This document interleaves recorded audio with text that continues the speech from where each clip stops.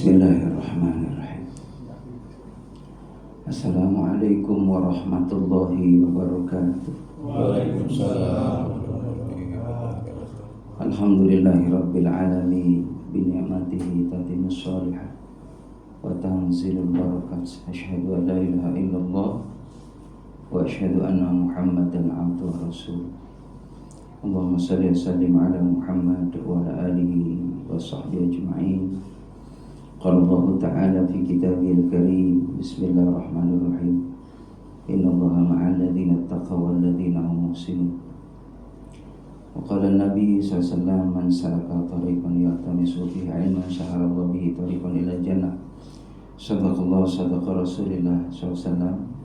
Ketua DKM beserta pengurus yang insyaallah senantiasa dirahmati oleh Allah Subhanahu wa taala, para orang tua, juga para hujaj yang dimuliakan Allah.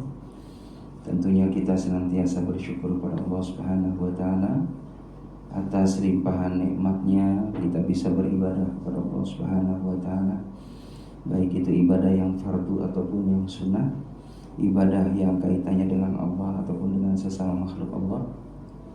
Mudah-mudahan amal ibadah yang Allah ridhai, Allah terima, dan mudah-mudahan kita terus diistiqomahkan oleh Allah dalam kebaikan sampai kita menghadap Allah Subhanahu wa taala. Amin ya rabbal alamin. Salawat dan salam semoga terlimpah curahkan keharibaan Nabi kita Muhammad sallallahu alaihi wasallam yang kita harapkan syafaatnya. Tidak terasa sudah di penghujung bulan Zulhijjah, tanggal 25 Zulhijjah. Tentunya kita berharap pada Allah Subhanahu wa taala amalan-amalan yang sudah kita lakukan di bulan ini semoga dilipat gandakan pahalanya oleh Allah Subhanahu wa taala dan menjadi tabungan kita di akhirat. Karena bulan Zulhijjah ini diistimewakan karena ada peristiwa syariat yang Allah perintahkan bagi umat Nabi Muhammad. Di antaranya di bulan Zulhijjah ini bagaimana Allah Subhanahu wa taala perintahkan bagi orang yang mampu berangkat ke Mekah Madinah. Jadi orang haji itu harus ke Mekah. Ya, harus ada wukuf di padang Arafah. Jadi tidak boleh di luar kota Mekah. Harus di kota Mekah. Ya rahimakumullah, maka ada perintah haji. Lalu di bulan Zulhijjah juga ada perintah bagaimana orang yang mampu, inna a'tainakal kautsar, sesungguhnya nikmat Allah itu amat banyak. Fasholli li rabbika wanhar, maka salatlah untuk Tuhanmu dan berkurban. Jadi di bulan Zulhijjah itu bagi yang diberikan rezeki yang banyak tadi, maka untuk senantiasa berkurban di jalan Allah. Ini perintah tidak setahun sekali, tapi sifatnya berkelanjutan tiap tahun. Jadi berkorban itu tiap tahun. Kalau kita lihat bagaimana kecintaan Nabi Ibrahim alaihissalam, beliau kepada Allah di bulan Zulhijjah, ketika masuk untuk berkurban kepada Allah Subhanahu wa taala, beliau Nabi Ibrahim menyerahkan kurbannya 100 ekor unta, 300 ekor domba. Nah, itu beliau lakukan seperti itu, dibagikan kepada fakir miskin. Karena korban itu bentuk kecintaannya kepada Allah Subhanahu wa taala, sampai beliau bernazar, kalau seandainya engkau minta ya Allah, jangankan hartaku. Sampai seandainya aku diamanahkan dititipin anak, lalu engkau minta untuk dikorbankan, aku rela. Jadi makanya rahimakumullah, yang namanya nazar ini memang boleh tapi tidak disukai Allah. Karena nazar itu jadinya jatuh ke wajib. Seperti jemaah rahimakumullah, puasa itu ada puasa wajib, ada puasa sunnah ada puasa makruh, ada puasa yang sah, ada puasa haram. Ada 5 bentuk puasa itu. Ada puasa wajib adalah puasa di bulan Ramadan, puasa sunnah Senin Kamis. Ada puasa Yaumul Bid 13, 14, 19 di setiap bulan Hijriah. Begitupun ada yang namanya puasa makruh di hari Jumat, Sabtu, Ahad. 3 hari ini makruh. Kecuali membayar, mengqadha. Kita dalam perjalanan kita punya utang puasa, maka boleh kita bayarnya di hari-hari yang tadi, hari ya Jumat, Sabtu. Kecuali ketika ada ya saum sunnah tarwiyah dan Arafah jatuhnya di hari kemarin kan Kamis Jumat Arafah itu, maka di hari Jumat walaupun makruh karena memang itu ada Arafah, maka lakukan, nggak apa-apa ya, jadi di luar daripada tadi itu makruh. Makruh itu artinya sesuatu yang kurang bagus dilakukan. Ada lagi yang namanya saum ya saum puasa ragu. Puasa ragu itu jamaah rahimakumullah ketika di tanggal 30 Sya'ban. Jadi kadang-kala kan ada orang yang sudah puasa lebih awal dia, makanya hari ragu itu enggak ya, maka ditinggalkan, jangan puasa. Walaupun jatuhnya pada hari Senin atau Kamis. Karena itu harinya hari ke-30 di bulan Sya'ban. Maka hari Syak namanya. Maka boleh kita tidak berpuasa pun tidak apa-apa, tidak puasa sunnah. Begitupun ada yang namanya puasa haram. Jadi ada orang yang puasa tapi haram di hari-hari tasyrik. Tanggal 11, 12, 13 Zulhijjah. Itu diharamkan bagi orang yang berpuasa. Karena memang hari itu adalah hari bagaimana kita menikmati ya daging kurban. Bahkan sunnah jemaah rahimakumullah, orang yang berkurban itu sunnah makan daging kurban. Sunnahnya. Jadi walaupun kita udah lillahi ta'ala deh, walaupun ada sebagian ya pendapat yang namanya kita berkorban itu dapat sepertiga. Boleh sepertiga untuk kita, sepertiga untuk kita bagikan ke fakir miskin, sepertiga untuk kita hadiahkan. Makanya yang namanya ya Idul Adha itu, hewan korban itu diberikan bukan hanya kepada muslim saja, non muslim pun boleh kita kasih, karena itu adalah ibadah syiar. Saya pernah lihat itu di YouTube itu, ada seorang non muslim, dia kebagian daging kurban, itu senangnya luar biasa. Alhamdulillah kebagian juga nih saya, alhamdulillah juga Pak, kebagian juga saya hewan kurban katanya.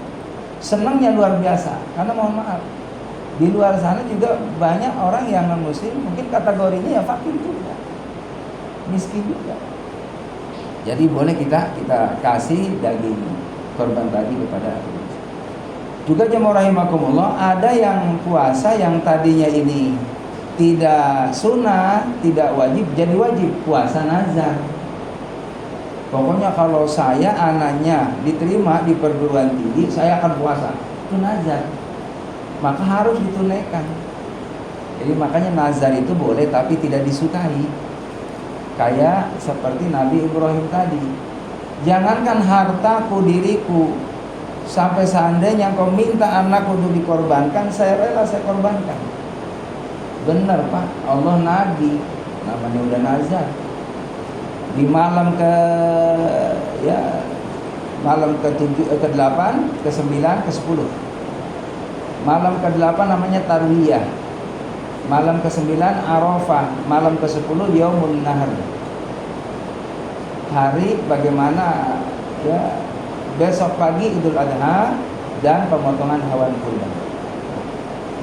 Nabi Ibrahim dalam 3 malam itu bermimpinya sama. Mimpi diperintahkan oleh Allah untuk menyembelih daripada putranya.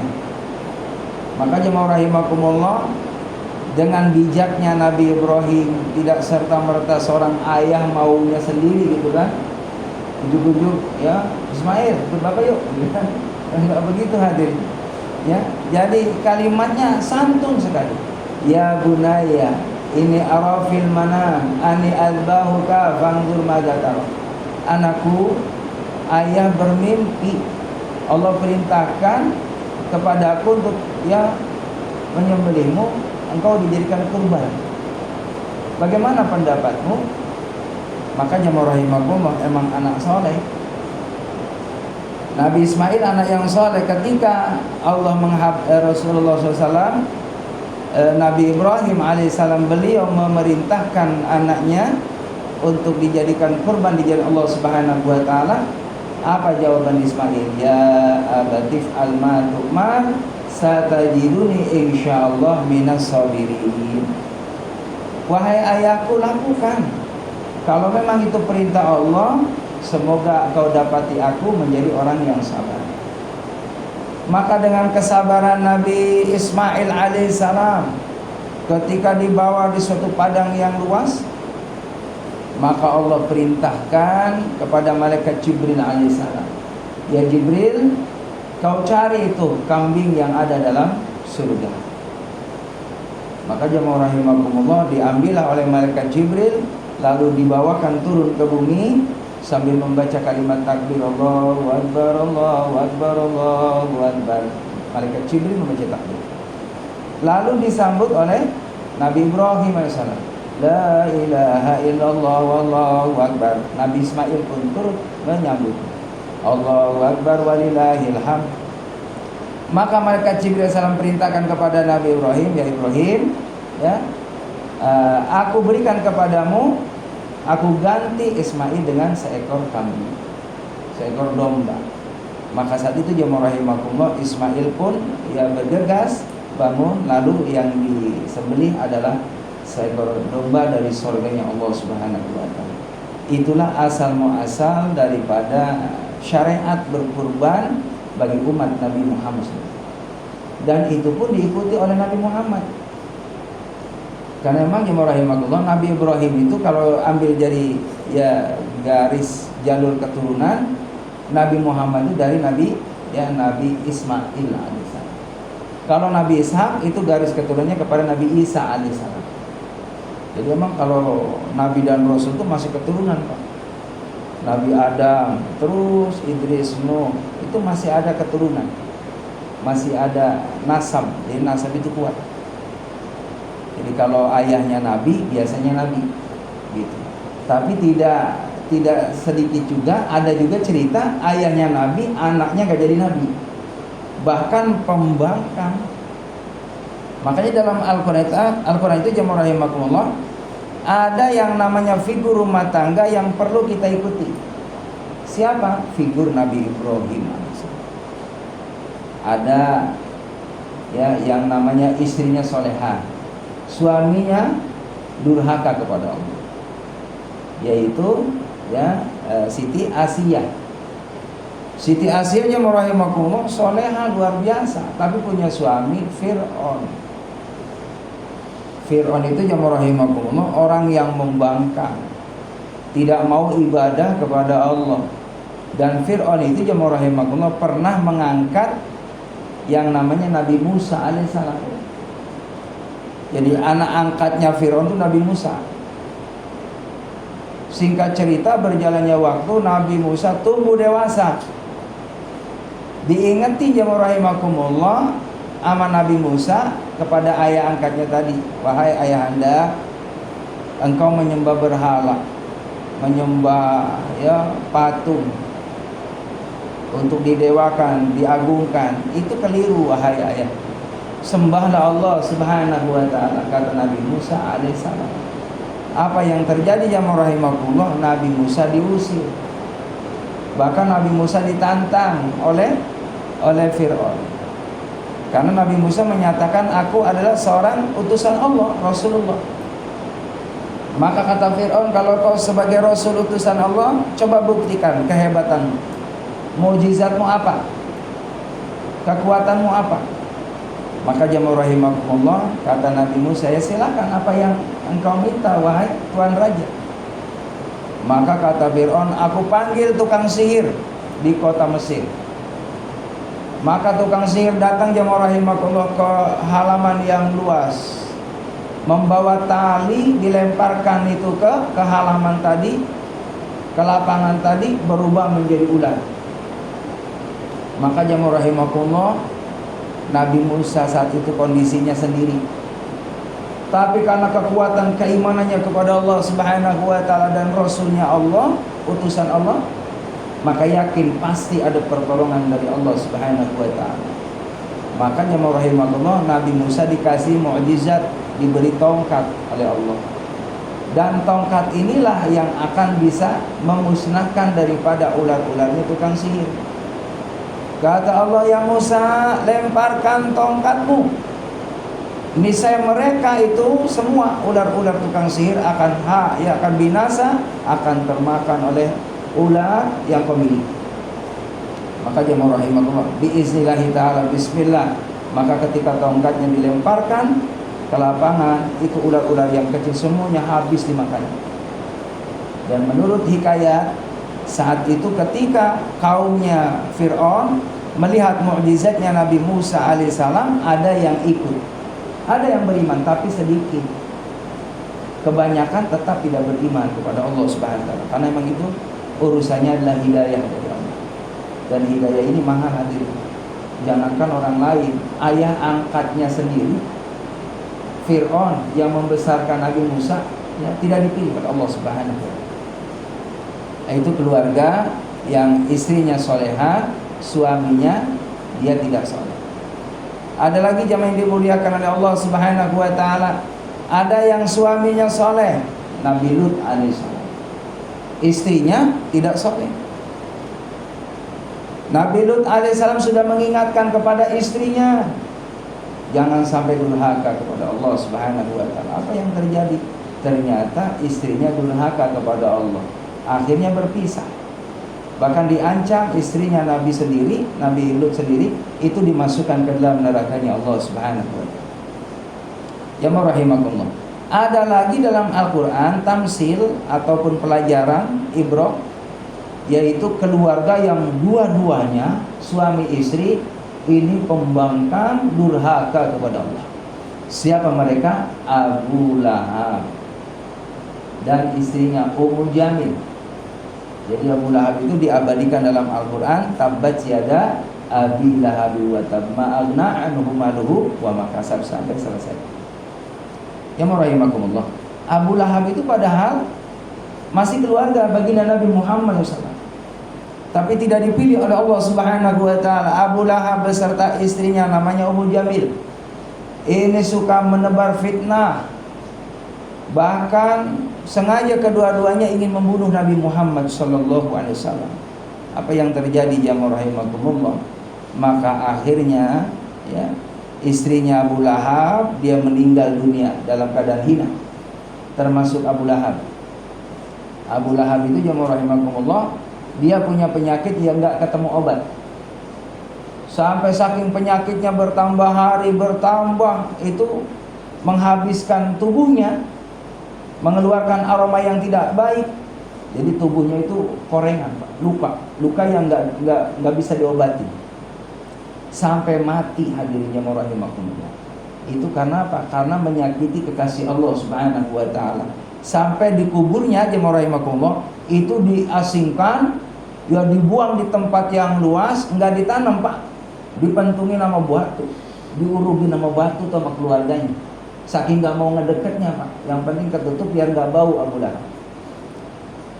Menurut cerita sampai sekarang itu tempatnya Abu Lahab yang menyakiti Muhammad kadang masih kecium baunya. Itulah ayat Allah. Jadi jamaah rahimakumullah, jadi ada keluarga yang memang suami istri semuanya durhaka. Siapa yang perlu kita ikuti teladan kita umat Nabi Muhammad adalah Nabi Ibrahim alaihissalam. Sehingga menjadi doa yang doanya Nabi Ibrahim boleh ya dipakai oleh kita, dibaca oleh kita. Di antaranya Rabbana hablana minazwajina wa dzurriyyatina qurrata a'yunin waj'alna lil muttaqina imama. Ini doanya Nabi Ibrahim. Ada lagi doanya Nabi Ibrahim, Rabbi ja'alni muqimas salati wa min dzurriyyati rabbana wa taqabbal du'a. Ini doa Nabi Ibrahim. Ada doa yang paling singkat, Rabbi habli minas salihin. Ini usahakan dibaca setiap ba'da sholat, Rabbana hablana minazwajina wa dzurriyyatina qurrata a'yunin waj'alna lil muttaqina imama. Ini dibaca setiap ba'da sholat supaya kita dikasih keturunan yang saleh. Karena jemaah rahimakumullah, Nabi Ibrahim ini adalah manusia yang sukses. Karena anaknya dua-duanya jadi nabi. Makanya disebut ya yaitu bapaknya para nabi, Abul Anbiya, bapaknya para nabi. Kan Nabi Ismail, Nabi Ishak juga Nabi. Maka jamaah yang dimuliakan oleh Allah Subhanahu wa taala. Maka syariat perintah untuk berkorban itu dimulai oleh Nabi Ibrahim alaihissalam dan diikuti oleh Nabi kita Muhammad SAW. Itulah peristiwa yang bagaimana di bulan Zulhijjah ini istimewa karena ada kurban, ada haji, lalu juga ada wukuf di Arafah. Hadirin jamaah yang dimuliakan oleh Allah Subhanahu wa taala, dari sini barangkali ada yang perlu ditanyakan Pak.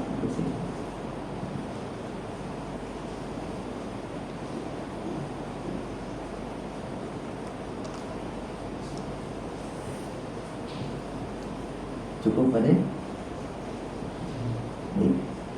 Hadirin jamaah yang dimuliakan oleh Allah Subhanahu wa taala, nanti di akhirat kata Nabi, orang yang berkorban itu dia akan diistimewakan oleh Allah. Ada suatu riwayat itu bahwa akan jadi kendaraan di akhirat hewan korban. Lalu timbul pertanyaan, kan kalau kambing satu, kalau sapi 7 orang, terus gimana naiknya? Ya kan? Ya jangan pakai logika duniawi Pak. Iya, nah sapi ya satu ditumpakin 7 orang apa? Bakal ya kurang nyaman ini sapinya. Tapi ini sapi akhirat hadirin. Artinya ini kiasan saja bahwa nanti di padang mahsyar itu kita orang yang suka berkorban tidak mengalami kesulitan. Jemaah rahimakumullah, ini alam dunia ini alam yang ketiga Pak. Ini masih jauh perjalanan kita. Ada yang menyatakan dalam satu riwayat itu, alam yang akan dilalui kita ini, pertama alam ruh sudah kita lalui. Lalu alam ya namanya alam butun, alam perut 9 bulan. Kita nggak tahu Pak, kondisi kita 9 bulan di perut ibu kita nggak tahu. Itulah nanti jamaah rahimakumullah di alam kubur pun kita nggak bayang kayak apa ya. Ya kan, kita nggak tahu. Tapi ada nikmat kubur di sana. Sama juga ketika janin ada di perut. Itu kan dihidupkan oleh Allah Subhanahu wa taala, dapat rezeki dari Allah Subhanahu wa taala. Nyaman di sana, Pak. Nyaman. Dan tidak teringat kan kondisi di sana, Pak. Ya kan? Kondisi dalam perut nggak tahu. Ujug-ujug lahir ke bumi. Dan di bumi lebih indah lagi. Bayangin hadirin, kalau di perut kan itu ya seluas itu aja. Ya, tapi ketika di bumi, Masya Allah, mohon maaf, saya sendiri Pak, jalan-jalan ke Bekasi, banyak yang belum kesampaian karena saking luasnya Bekasi. Ya, lagian nggak ada keperluan mah repot juga misalnya, ngabisin ongkos gitu ya, muter-muter sendiri gitu kan ke Bekasi. Jadi yang merahimahullah, ternyata Masya Allah luas, Bekasi aja luas. Belum Bekasi Timur, Bekasi Utara, Bekasi Barat, Selatan. Baru kota Bekasi Pak, Kabupaten Bekasi. Lari ke Kerawang hadirin. Itu dunia Masya Allah luar biasa, luasnya hadirin. Kita nggak tahu waktu di alam perut kita kayak apa akan terjadi di bumi. Sama juga kata ulama nanti di alam barzah. Di alam barzah itu jemaah rahimakumullah, alam yang luasnya pandangan mata kita memandang ke depan, tidak ada ujungnya. Itulah alam barzah. Khairan min darrihi, lebih baik daripada dunia ini. Zaujan khairan min zaujihi, sahabat kita lebih baik daripada sahabat di dunia ini. Ahlan khairan min ahli, bahkan teman di sana lebih baik daripada teman di bumi ini. Bahkan ada suatu riwayat, ini orang yang ada di alam kubur, si mayat ini nanya, man anta, kamu siapa? Anta Jamil, kamu cakep banget. Anak amaluka saleh, aku amalmu yang baik. Aku amalmu yang baik. Dalam riwayat yang lain, orang yang ada di alam barzah, sholatnya di sebelah kanan, zakatnya, saumnya, apapun amal soleh itu mengelilingi mereka, mengelilingi dia, sehingga dia tidak akan merasakan kekhawatiran karena amal solehnya ada di sampingnya, menemani dia. Yang cakep-cakep tadi, makanya ahlan khairun min akhli, teman yang lebih baik daripada di dunia ini. Teman di dunia mohon maaf hadirin, ada kalanya gitu kan dia nemenin ya waktu lagi senang, ya kan. Giliran lagi susah, mohon maaf kadang-kala orang lupa. Nah, itu tabiat kita nih, mudah-mudahan kita nggak begitu Pak. Teman sejati adalah teman yang susah senang tetap ada di sana, begitu. Jadi waktu senang deket banget gitu Pak. Waktu susah tinggalin, mana saya. Jadi jemaah rahimakumullah, di sana amal soleh kita setia, Pak. Baru dari alam dunia ketiga ini masuk ke alam barzah, alam yang keempat. Dari alam barzah menunggu hari kiamat. Hari kiamat terjadi, hadirin, kiamat. Kata Nabi, jangan sampai kita nemuin kiamat. Kiamat itu hari yang idza zulzilatil ardu zilzalaha. Apabila bumi digoncangkan sedahsyat-dahsyatnya. Jangankan ya Allah, naudzubillah min dzalik, nemuin kayak gitu, Pak. Kita pernah ya ngalamin kena suasana lindu, Pak. Kena lindu, Pak. Gempa lah bahasa Inggrisnya, lindu. Gempa, Pak. Itu Masya Allah luar biasa khawatirnya. Saya waktu kejadian di Jogja itu, Pak, itu kan memang lagi musim gempa saat itu. Saya kebetulan ada saudara ponakan di sana. Sekitar berapa bulan setelah kejadian gempa, saya silaturahim ke sana sekeluarga. Itu masih ada sedikit kejadian gempa itu. Jam 12 malam, Pak. Itu Masya Allah luar biasa goyang. Orang keluar semua dari rumahnya. Itu gambaran bagaimana jamaah rahimakumullah di saat suasana yang ya membingungkan, ya menakutkan. Orang jangankan mikirin yang namanya harta benda, mikirin diri kita aja selamat apa enggak nih. Itu gambaran dunia, Pak. Kena digoyang aja buminya, gempa bumi, Pak. Itu orang udah Masya Allah, udah pada lupa istri sama anak, ya istri sama suami, anak-anak enggak pada ingat. Jangankan mikirin jam tangan aja. Ya kan, jam tangan saya 1,5 juta mana ya? Boro-boro mikirin ke situ lagi gempa aja. Jangankan mikirin mobil baru, ya kan, uang yang banyak, enggak mikirin selamat. Ya ternyata selamat itu ada apa selamat? Selamat. Selamat itu lebih berharga hadirin daripada materi. Makanya kita orang Indonesia, Pak, banyak ngomong untung. Ya kan, naik mobil kena paku, untung. Masih untung, ya kecublas paku, enggak ngapa-ngapain. Naik mobil, kesenggol ini, Pak, kebaret, masih untung. Ya kan, enggak ngapa-ngapain, masih untung hadirin. Ya, jadi jamaah rahimakumullah, keselamatan itu jauh lebih berharga daripada materi.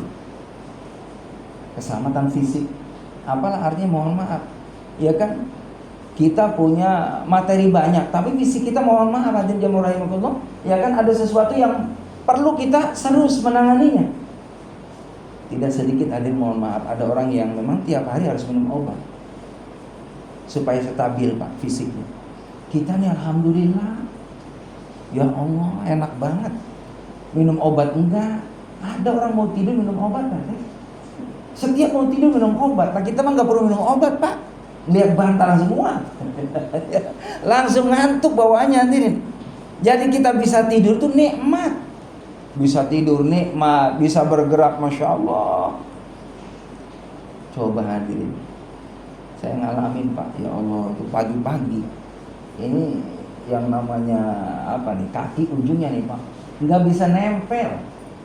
Apa tuh, kayak kalau kata orang mah gejala apa? Asamnya. Ada murad kali ya. Asam-asam jadi juga banyak. Murad juga. Kata saya, Masya Allah, saya masih muda. Perasaan itu, Pak. Iya, perasaan masih muda.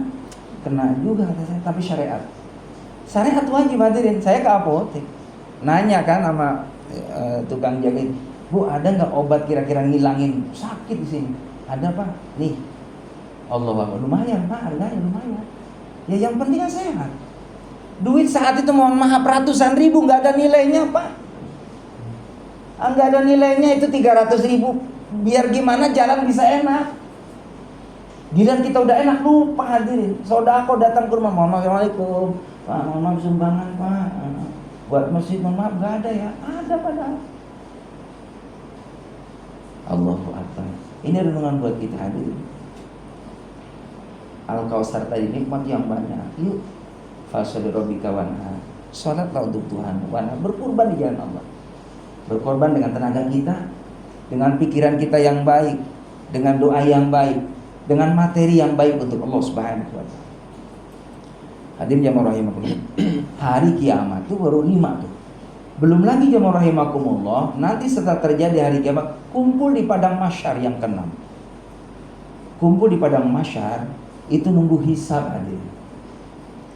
Yang ketujuhnya adalah hisab. Dihitung satu-satu, ditanya satu-satu. Apa yang ditanya? Umurmu untuk apa? Sehatmu untuk apa? Ilmumu untuk apa? Hartamu. Nah, kalau hartanya 2, Pak, ditanyanya bin aina tasabahu wa fi ma anfaqahu. Hartamu dari mana kau dapat dan dibelanjakan kemana? Ya Allah, ini harta 2, Pak. Ya, kalau orang nggak punya harta mah nggak ditanya, Pak. Oh, kemana? 2, Pak. Orang yang nggak punya harta mah 500 tahun lebih dulu daripada orang kaya. Dia enakan kaya miskin, Pak. Enak kaya miskin. Kalau saya mah kaya, gitu ya. Kaya tapi dermawan, hadirin. Iya. Orang miskin yang nggak punya harta benda, hadirin, 500 tahun itu lebih awal masuk surganya Allah ketimbang orang kaya. Tapi kalau orang kayanya dermawan, lebih dulu ke surganya Allah. Makanya boleh jadi orang kaya tapi dermawan. Enggak bakal dibawa mati, hadirin. Ya, kalau ada rezeki mah yuk kita bismillah karena Allah. Ada saudara kita datang ke rumah kita, kita butuh, kita bantu kalau ada. Kalau enggak ada ya cukup doa. Gitu. Jadi jangan pernah hadirin kita menimbun-nimbun harta benda yang sejatinya enggak dibawa. Yang dibawa itu amal soleh kita untuk Allah. Jadi di padang mahsyar dihisab. Lalu disirot, hadirin. Dihisab, ya. Ditimbang amalnya baik buruknya. Lalu yang ke-8 di Siratal Mustaqim, yang ke-9 itu penentuan surga dan neraka. Jadi perjalanan kita, mohon maaf, 6 perjalanan lagi, Pak, jauh banget sana. Kalau kita nggak punya bekal, terus apa yang diandelin kita di hadapan Allah? Makanya alhamdulillah kita hujan-hujan datang, ya Pak ya, Al-Ihsan. Ngurusin malas mah malas, Pak. Benar, Pak. Ya di rumah mah enak. Di rumah lihat ada teh, bikin teh. Di sini mah nggak ada teh kan? Iya kan? Ada saya mah tuh air putih, alhamdulillah. Pak, di rumah mah enak. Tapi apakah kita bisa mengendalikan hawa, ya nafsu kita kepada hal yang positif? Karena emang kita yang harus ngatur kita, yang harus kita taklukkan, yang harus kita tundukkan nafsu syahwat kita ini untuk bagaimana ngikutin maunya Allah, jangan maunya kita. Karena diri kita ini kan ada setan, Pak.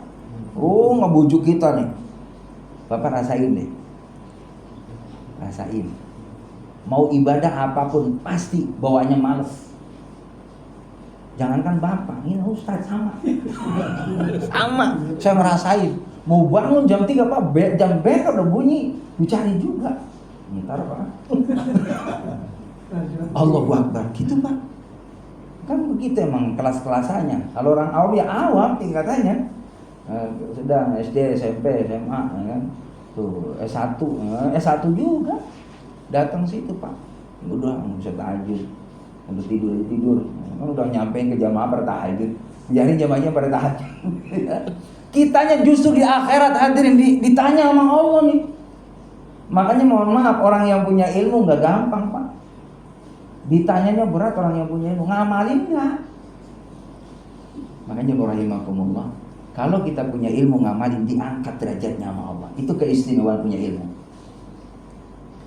Jangan punya ilmu buat kesombongan, buat debat gitu kan, buat nyari kelemahan orang. Ini saya punya ilmu, sampaikan ke orang lain, biar orang lain bisa ngamalin ilmu, biar kita dapat pahala. Kan siapa yang ngajak kebaikan, pahalanya sama gitu kan. Dapat juga sama orang yang melakukan kebaikan. Jadi kalau saya nyuruh Bapak nih, Pak, jangan lupa ya ntar di rumah baca Al-Quran, walaupun hanya 2 ayat, 10 ayat. Bapak di rumah baca Quran, Pak. Bapak ini lagi transfer pahala ke saya di rawa sapi aja. Tuh coba kalau ada nih, ada 30 orang ada ini. 30 orang, Pak. Pahala buat saya aja. Saya dapat. Cuman sayanya juga sama, di sana baca Quran juga, Pak. Jangan kita nyuruh orang berbuat baik, kitanya enggak, sayang. Makanya kata ulama, orang yang baik orang yang ingin manfaat ilmunya, orang yang menyampaikan ke orang lain, maka dirinya pun juga melakukan amalan itu. Itu orang yang aman. Jadi jangan kayak lilin, nyalain gitu. Orang pada terang Pak, habis kita. Innaudzubillah min dzalik. Jadi banyak-banyaklah berdoa, makanya doanya Allahumma ini ala dzikrika wa syukrika wa husni ibadatik. Jamaah rahimakumullah. Jadi nanti ada penentuan surga dan neraka. Masih panjang perjalanan kita. Maka di dunia inilah tempat kita melakukan amal soleh. Ya, sehingga dikasih tip oleh para alim ulama. Kan yang namanya manusia ini nggak lepas nih Pak. Satu nih, manusia ini ya biasanya seringkali pesimis, ya kan? Terus lagi mudah galau. Maka tidak ada cara kecuali kita senantiasa banyak-banyak mohon perlindungan kepada Allah. La haula wala quwata illa billah. Karena yang namanya kita hidup ini hadirin tidak lepas dari ujian. Jadi kalau siap hidup, siap diuji sama Allah. Ya, justru orang semakin diuji sama Allah, semakin meningkat keimanannya kepada Allah, semakin baik di mata Allah. Kalau kita lihat sejarah para nabi dan rasul, nggak ada yang bebas ujian Pak. Semuanya diuji. Nabi Adam diuji. Nabi Adam diuji oleh Allah SWT. Lagi ada dalam surga Pak, diuji, digoda sama syaitan, ya kan? Suruh makan buah khuldi, diuji sama Allah. Padahal manusia pertama yang langsung diciptakan oleh tangannya Allah SWT, tidak melalui ibunya, tidak melalui rahim, langsung oleh Allah, diuji Pak. Terus lagi apa ujian Nabi Adam? Pisah 100 tahun dengan istrinya. Nabi Adam di India, Hawa di Jeddah. 100 tahun Pak, diuji sama Allah. Kita alhamdulillah saban hari kumpul sama istri Pak. Padahal kita punya salahnya itu lebih banyak daripada Nabi Adam. Nabi Adam cuman makan buah khuldi, diusir dari surganya Allah. Kita mohon maaf banyak kesalahannya, kadang sombong, kadang hasud ya Allah, kadang riya, kadang bakhil, numpuk dosa kita. Tapi Allah tetap utuhkan kita dengan istri kita. Nabi Adam punya salah satu diusir oleh Allah dari surga, pisah 100 tahun. Kita enggak. Ya rahimakumullah. Nabi Adam kalau minta ampun sama Allah supaya diterima taubatnya sama Allah, harus ada di Jabal Rahmah. Ya kan? Harus ada di Arafah, ketemu dulu dengan Hawa. Baru taubatnya diterima sama Allah. Kita enggak perlu ke Mekah hadirin. Taubat di rumah bisa, istighfar mohon ampun sama Allah. Sholat taubatnya 2 rakaat. Lalu kita istighfar jangan sedikit. Kalau Nabi aja 100 kali istighfar Pak. Lah kita yang banyak dosa mohon maaf kurang dari 100. Apa kita nggak mau sama Rasulullah? Nabi Muhammad aja beliau dimaksum nggak punya dosa. Tapi beliau Masya Allah istighfar tidak kurang dari 70 sampai 100. Ini Muhammad itu beliau banyak nangis. Banyak nangis. Ya rahimakumullah. Lalu ya bacaan apa supaya kita tidak galau? La haula wala quwata illa billah. Tidak ada daya upaya ya Allah kecuali Engkau yang menolong aku. Ya, jadi apapun permasalahan hidup ini Allah yang menyelesaikan. Jadi jangan pernah khawatir. Selama kita hatinya terus terpaut dengan Allah, Allah ada kebersamaan dengan kita, di situ Allah memberikan solusi buat kita. Tapi kalau kita lepas dari Allah, yang ada putus asa. Kalau sudah putus asa, ya rahimakumullah tadi, ya setan mendominasi, yang menguasai kita. Akhirnya apa? Jauh dari hidayah, jauh daripada rahmat. Ya akhirnya apa? Gemar berbuat dosa. Yang dikhawatirkan kata Nabi, jangan pernah asik dalam kebiasaan yang buruk, karena Allah wafatkan sesuai dengan kebiasaan itu. Jadi kalau kita kebiasaannya baik Pak, nanti insya Allah masalah meninggal mah gak usah takutin nanti. Gak usah, mati juga. Orang takut mati juga. Ini ada orang begitu Pak, saya takut mati, usah takut mati Pak. Jadi jangan takut mati, biasa aja. Yang penting kita terus mujahadah ke Allah, minta sama Allah supaya barokah umurnya, barokah kesehatannya, barokah waktunya. Ya, karena al-mautu ya'ti baghtatan, kematian itu datangnya tiba-tiba. Enggak dikasih tahu, Pak. Belum lama 1 bulan yang lalu ya. Ustaz Yahya, Masya Allah lagi khutbah Jumat di Idul Adha, meninggal di masjid. Yahya, Ustaz Yahya, ya. Iya, Masya Allah, meninggal dunia aja.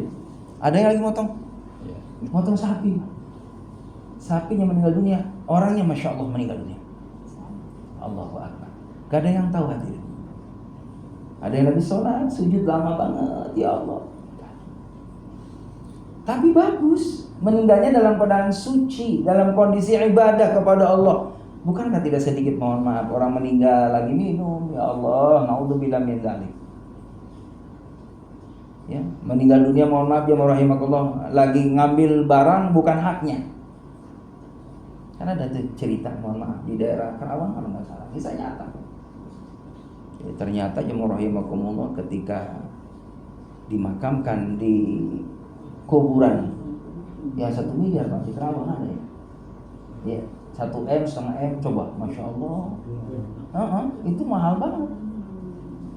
Allahu Akbar. Jadi pesan Pak, orang kaya mah 1 miliar di Kerawang ada. Ini orang ketika mau dimakamkan jamaah rahimakumullah, apa yang terjadi? Na'udzubillah tsumma na'udzubillah min dzalik. Itu ketika dimakamkan di kuburan jamaah rahimakumullah, kaliganya aja nih Pak. Ceritanya ini ada orang meninggal dunia, ini bersamaan. Jadi yang nggak tahu ini, yang ngurusin pemakaman nggak tahu, dikuburlah di tempat pemakaman B. Padahal sebenarnya si A ini di A. Giliran jamaah rahimakumullah, keluarga yang datang ini si B, ke sini gimana tuh? Kok bukan di sini? Ini kan mestinya saya, ini keluarga saya. Apa jamaah rahimah yang terjadi? Ini orang yang tadi mengambil haknya orang lain, ketika digali belum lama Pak, belum pakai zaman, na'udzubillah tsumma na'udzubillah min dzalik, itu sudah gosong mukanya aja, udah terbakar. Na'udzubillah tsumma na'udzubillah. Innal adzabil qabri haq, sesungguhnya azab kubur itu ada, nikmatul qabri haq, nikmat kubur itu ada. Jadi kembali kepada kitanya, kalau pengen aman, mintalah kepada Allah supaya diamankan sama Allah dengan banyak ibadah pada Allah, insyaallah selamat dunia akhirat. Amin ya rabbal alamin. Itu saja hadirin, sudah waktu isya. Yang benar dari Allah, yang salah adalah kehidupan saya. Subhanakallah bihamdika asyhadu an la ilaha illa anta astaghfiruka wa atubu ilaik. Alhamdulillah. Demikian, assalamualaikum warahmatullahi wabarakatuh.